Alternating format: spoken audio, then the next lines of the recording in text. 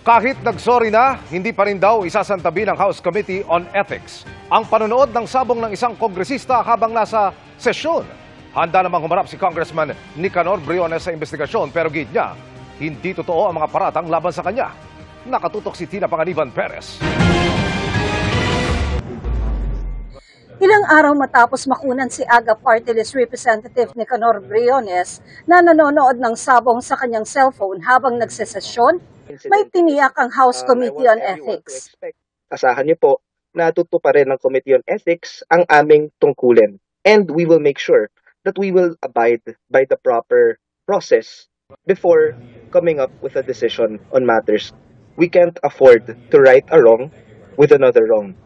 Hindi pa masagot ni Representative Abalos kung kusa bang iimbestigahan ng kanyang komite ang issue o kung maghihintay silang may formal na maghain ng reklamo at kung sapat na bang nagsorry na si Representative Briones.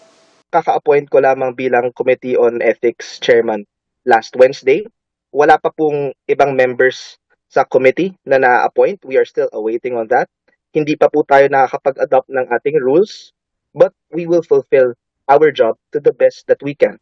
Pero nanindigan si Abalos na kailangang laging tama ang asal ng mga kongresista, nasa loob man ng plenaryo o hindi. Public property po kami at may responsibilidad po kaming managot sa aming mga actions. Irerekomenda rin niya sa Kamara na bumuo ng independent office na tatanggap ng mga reklamo laban sa mga kongresista. Tiniyak naman ni Briones na handa siyang humarap sa House Committee on Ethics.